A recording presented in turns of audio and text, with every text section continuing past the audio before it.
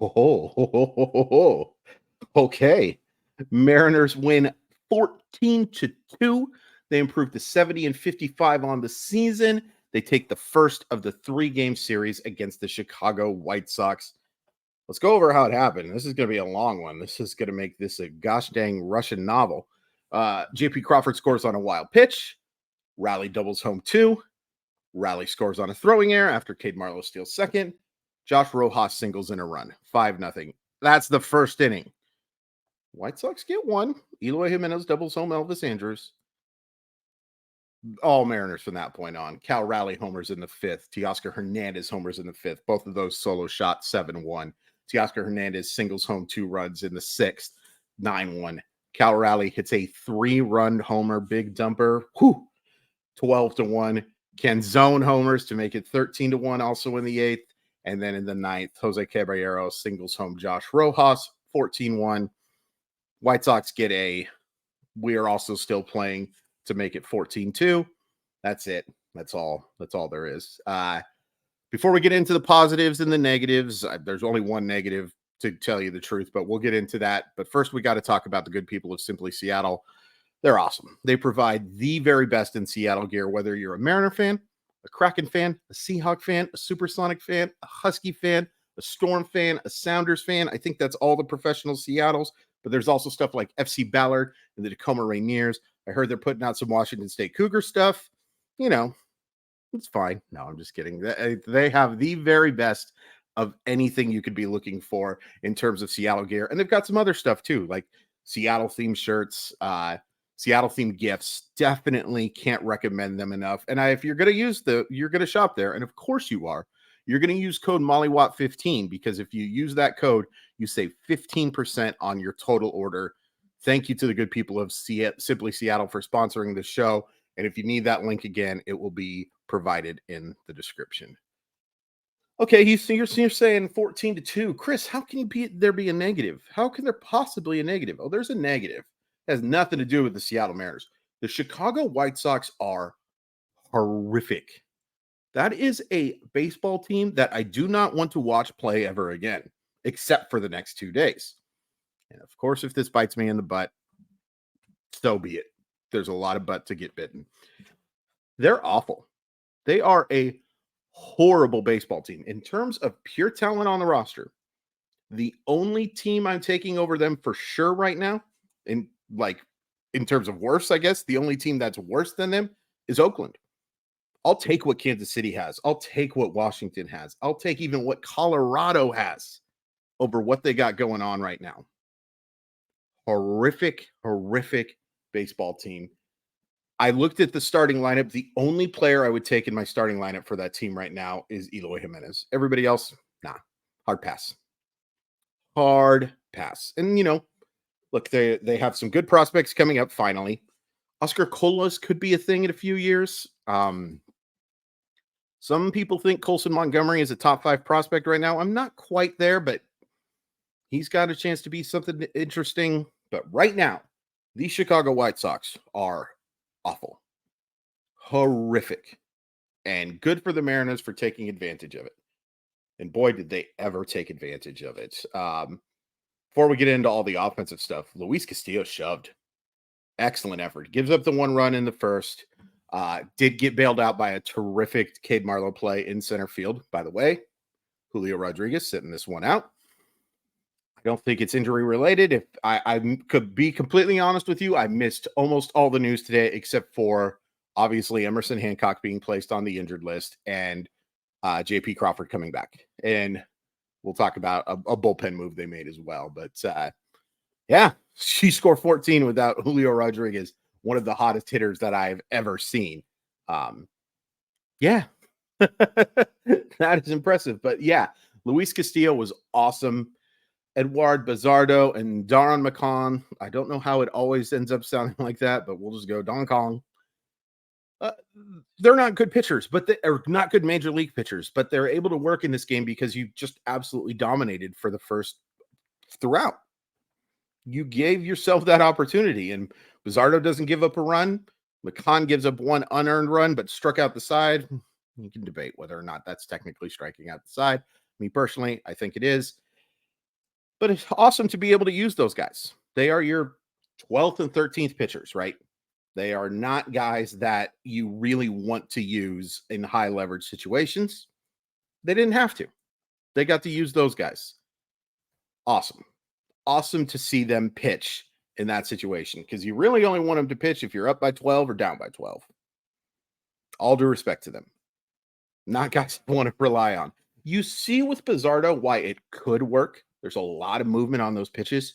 Just doesn't have the command to be anything more than a mop-up guy. And same for McCann. That's your multi-inning dude right now. And if there was a better option, he's probably not up.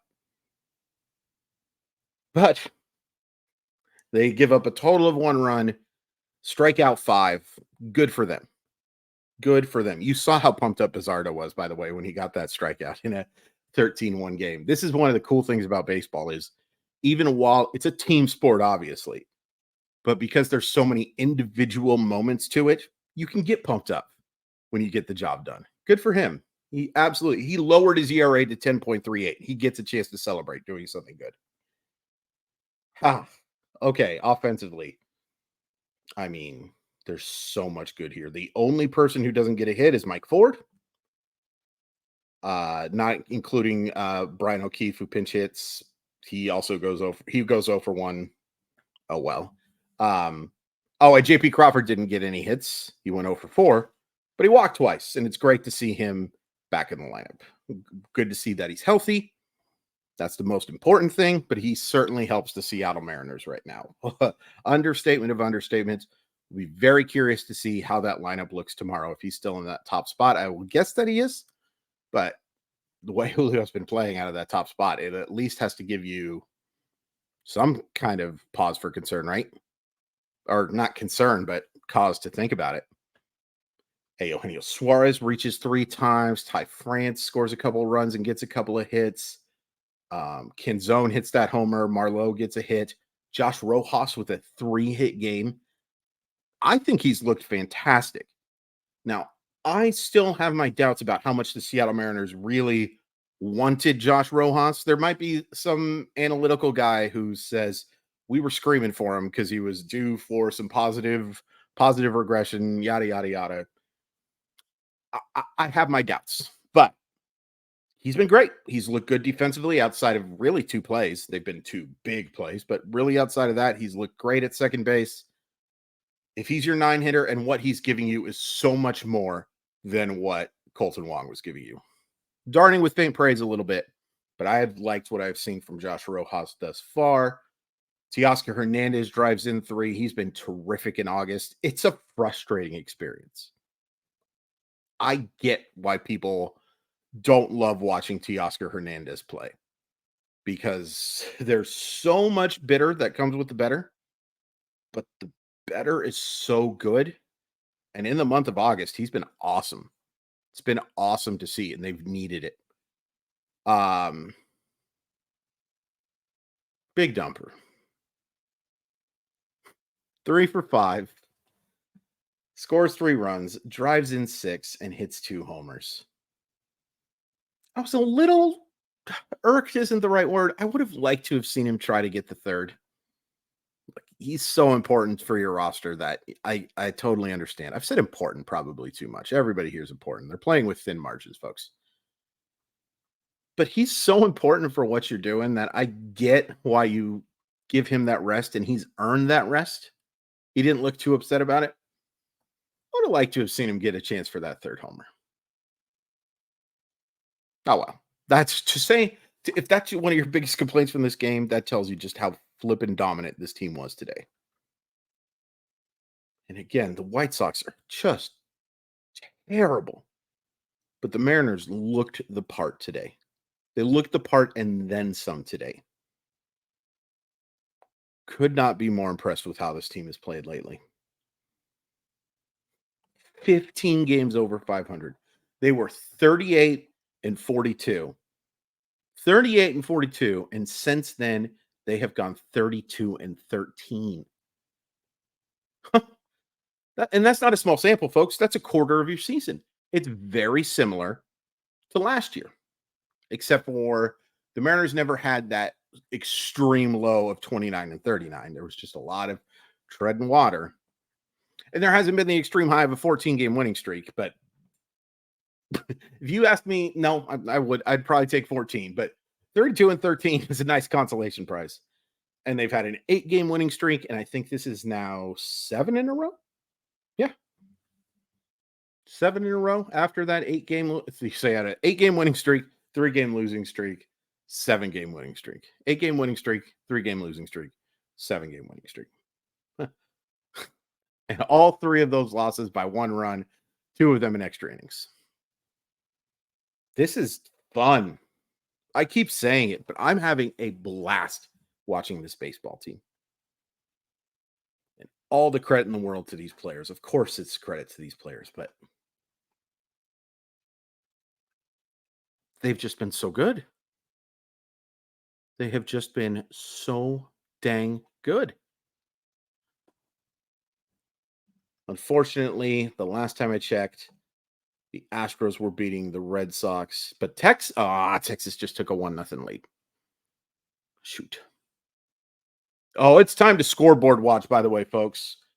You are in particular paying attention to what the Astros are doing and what the Rangers are doing, and of course, what the Blue Jays are doing. Because they're just right there. They're nipping on the heels, folks. But you can scoreboard watch.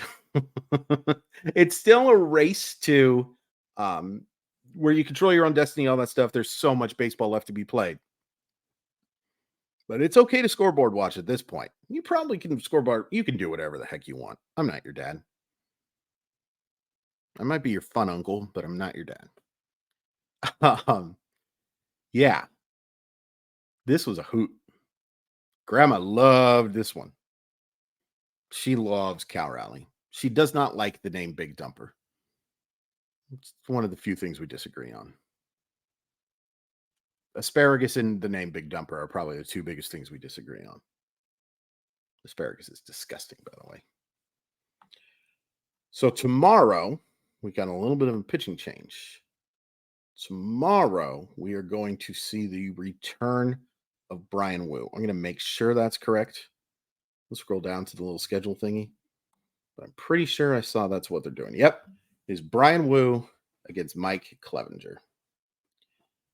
I guess it doesn't really matter, but there's probably a logic to it. Him coming back for this one when, Kirby was certainly ready, but interesting. I'll be very curious to see how they deploy Wu, how all of this is going to work.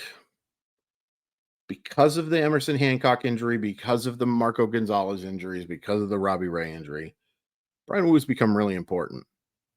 It's my biggest concern about this team. And I hate to talk about something negative in a game where you just won by 2 touchdowns. But my biggest concern for the team is that 40% of the starts are being made by rookie pitchers. 60% of them are being made by veterans and really good veterans. And I'm going to call George Kirby a veteran at this point. That's great. But it is something that I wish they would have gotten another starter. But we'll see how Wu pitches. He's important. Everybody's important. I use the word important a lot today, but 14-2. And it may not have been that close. The Mariners were just so much better than the White Sox today, and they should be. They should be. I'm not saying you should win by 12 runs when you play them, but you should look like the better team against this Chicago White Sox team almost every time. Sure did today. Please hit like. Please hit subscribe. We are so close to that 1,000 mark now. We're over 850. I know some of that has to do with an announcement I made on KJR today on Molly Watt Monday. You'll find out more on Thursday, but when we get to 1,000 subscribers, somebody is going to win an autographed Julio Rodriguez rookie card, and it's a sick one. It's a sick one, folks. So make sure you're paying attention to that. Hit that subscribe and like button so you know when stuff comes up, but you'll find out more on Thursday. And just a real quick thank you. Like the support that you guys have shown all year has been fantastic, but to have so many people share when I hit all of these dang promotion buttons, when I make all these promotional tweets or whatever you're supposed to call them now, and to see how much the channel has grown over these last 2 months, man, it's phenomenal. It's phenomenal, and it's all you guys. I think I'm doing a pretty good job at this, but it doesn't matter if you guys don't like respond. You guys have responded and then some. What a fun time to be a Seattle Mariner fan. Follow me on Twitter at Crawford_MILB. Sports Sometimes podcast recording this week. We had a delay last week. Apologize. And the RotoWire Fantasy Baseball podcast. And Sportstopia. Sportstopia is coming. Fun.